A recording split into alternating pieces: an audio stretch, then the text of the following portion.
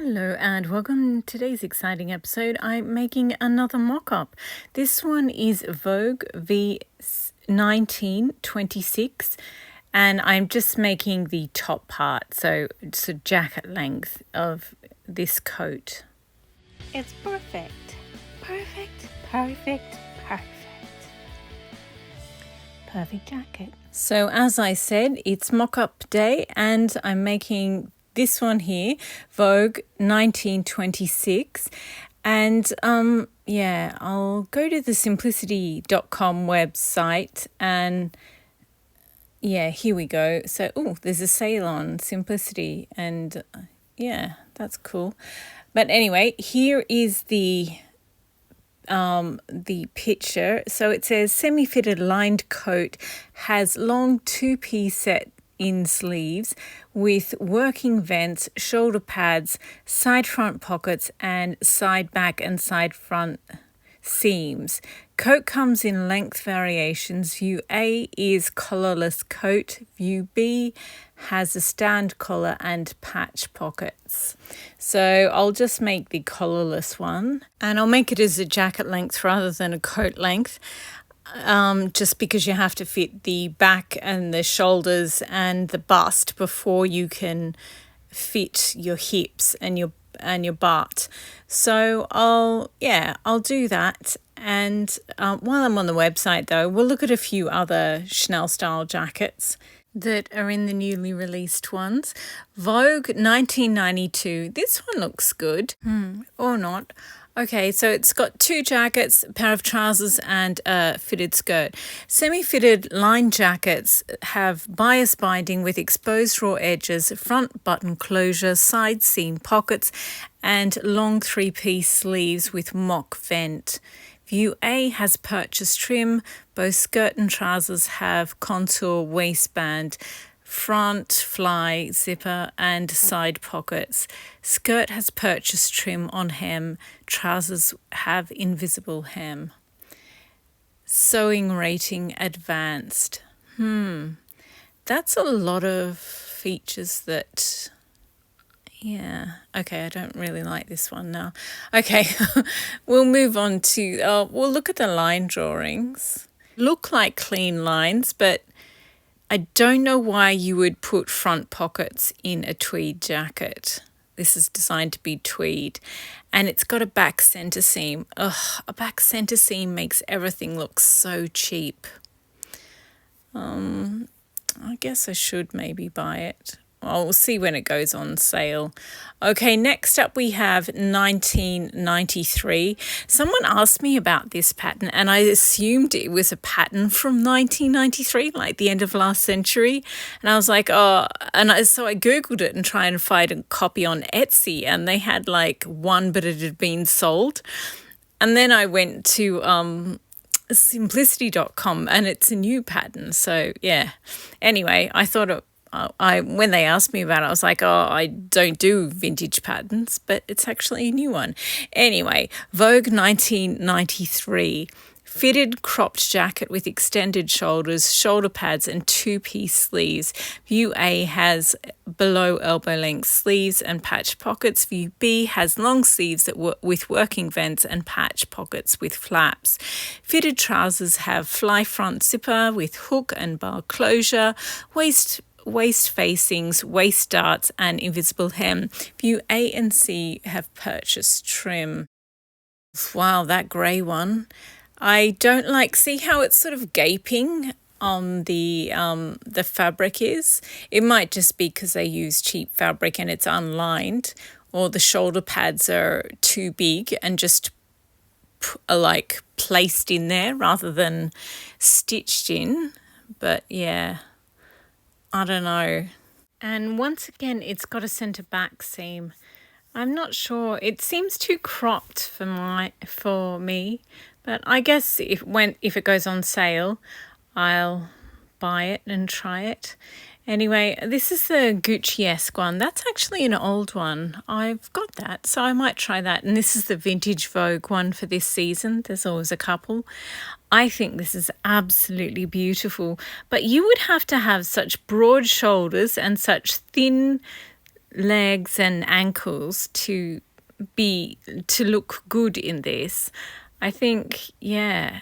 I mean, I love the idea of it, but I'm not sure. Anyway, this is the jacket that I'm making a mock-up of today. So let's get to it. Once again, there's like 5-6 sheets of 5 pages of small type instructions. So that's a lot. But basically there are so many pieces in this pattern. I'm not quite sure why. And it's got princess seams, but they've also put a dart in. Like, if you're doing princess seams, do princess seams. Princess seams go up and down. And so, yeah. But whereas darts, you either do darts or princess seams. And when you're designing a pattern that's going to be made with tweed, or bulky wool, any bulky fabric really, you generally don't do darts because they don't work on a bulky fabric. They only work on a fashion fabric. But they've got them in here. It is so weird. So the back has 3 pieces and each front piece has 4 pieces. Well, it's got technically 3 plus 1 front facing or the front center lining piece. Oh, that was me just showing you the dart. So obviously you pin the dart in, you machine sew the dart in, and then you pin all the pieces together, then machine sew them, then press the seams open. You do need to press the seams open so that you can get a good idea of whether the jacket fits or not. So I machine sewed all the pieces together, and now what I have to do is pin the top front to the top back so that we can machine sew the shoulders. And with the sleeves, it's a 2-part sleeve with vents. So you're supposed to just sew one seam and then you're supposed to do all this tricky stuff with the vents.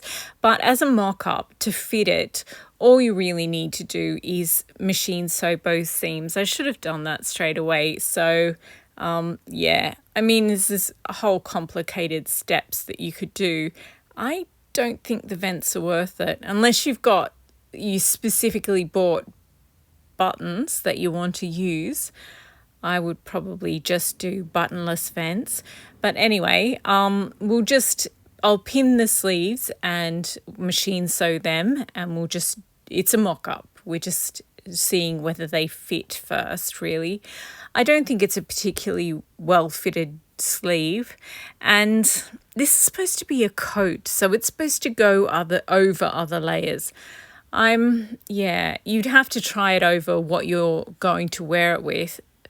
But I think you'll probably find that there's not enough ease in there for a coat. For a jacket, yes, but I wouldn't think there's enough ease in here for a coat, personally. But it depends how many layers you tend to wear under your coats. Okay, so I've put the back facing in and the front facing, or the front center lining.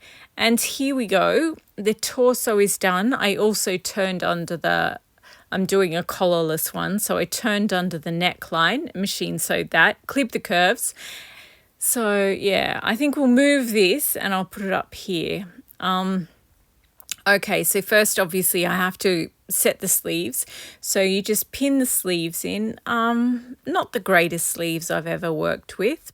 I would expect a coat sleeve to have more room in the top half of a sleeve, I think, because I tend to wear several layers, but I guess it depends what you wear. It's hard to judge because I'm doing a size larger than mine because I didn't have my size.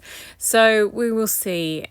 Here it is. So the front looks a bit baggy because it's a crossover front and with room for buttons, and as I said, I had to make a size up from my normal size. And you are supposed to buy shoulder pads to put in here, which I haven't done, so you have to take that into account. But it usually, if it's a well drafted jacket, you can usually tell that it's a good jacket, like a good jacket or a good coat without even if the shoulder pads aren't in there. This is just such a weird jacket. Why would you cut your front into 3 vertical panels. It's so weird with one that has a dart. I suppose it's because they wanted pockets at a certain angle, and so they put in 3 instead of just 2. But yeah, I think if I wanted a Chanel style jacket but in a coat length, I think I would use the Vogue 7975, and I would just lengthen the panels. And yeah, I suppose you want I suppose you want pockets in it as well. I'd probably just use the Vogue 7975, and yeah, I wouldn't turn a collarless jacket into a coat though. So each their own. I don't really like it, but then I feel so negative. I have to go through my patterns and find one that I'm actually going to like to make next, because I've done a bunch in a row that I don't particularly like. The sleeves, there's nothing too offensive about it. As I said, I think you probably need more room around the bicep, depending on how many layers you wear under your coat. I usually only wear a coat if it's absolutely freezing. I live in a mild climate and probably only have to wear a coat a couple of times a year. So, and the back just seems excessively baggy to me. I don't like a princess seam into the arm side. I like a princess seam that goes up over the shoulder, which means the seam goes up to the top rather than into the arm side as it does here. I think this is probably good for people with broad backs and broad shoulders, but I'm the opposite of that. I've got tiny shoulders, and the Vogue 7975 is quite easy to alter, either to make it wider or narrower. So I've pinched it in to see if that would help, but it really didn't, so I let it out again. It's just, yeah, I don't think I'm the right shape for princess seam into the arm side, which is disappointing. I always thought I would like them more than I do. I've done 3 or 4 different princess seam into the arm side jackets now, and I haven't liked a single one of them. I've got a couple of Berta patterns that have princess seam into the arm side, so we'll see if one of those works for me. It's I can see why some people will really like this, but personally I don't. I think the darts are problematic. I would probably, once you get it to fit you, I would probably find a way to make it princess seam rather than dart, but that's just me.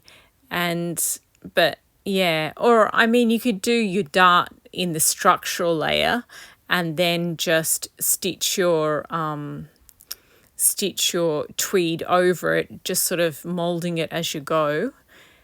I would probably do that if I decided I liked this pattern. That's how I would make it, but using the shell method, so sew all the front left pieces together, sew all the front right pieces together, sew the back pieces together, and then of the structural layer, and then drape your tweed over the top. Do I like this coat pattern? I think coats out of tweed are problematic because tweed is inherently a very delicate fabric, so sitting on it is not to be recommended. Personally, I would only ever make a jacket out of it. I wouldn't even make a skirt. If I did make a skirt, I think I would make 2 skirts because one would not be enough. Yeah, it's not the right kind of fabric to make trousers or skirts or a coat out of, in my opinion. But if you're making this out of wool, I mean, if you like it, go for it. I think you really have to fit the sleeve. You have to make sure you're wearing several layers when you fit the sleeves so that you can get them to actually fit you in a way that will be practical when you're wearing your coat. Definitely need to buy the shoulder pads early because you're going to need them when you're making your mock-up. And the darts, yeah, as I said, in bulky fabrics, darts are problematic.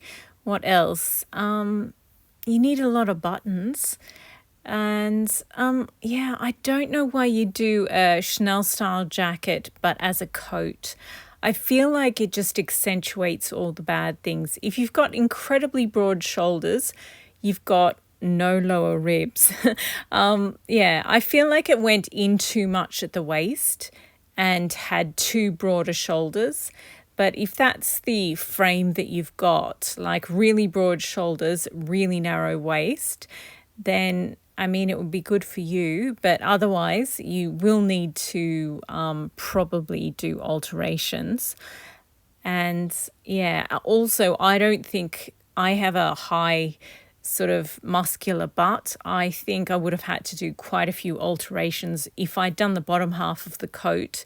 It looked like it was made for a person with a flat butt, but that's just my impression of the pattern. So when you've finished all the alterations on once again, the order of the alterations are, you've got to try the sleeves on first, and you must be wearing the appropriate clothes underneath. So this is a coat, so you've got to put a couple of layers on and then try the coat sleeve on. Once you've got your coat sleeve to fit, the next thing to do is the back and then the shoulders. Once all those are fitting properly, then you can focus on your bust and fix any imperfections in that. And putting the shoulder pads in will sort of completely alter it. That's why you need your shoulder pads early on.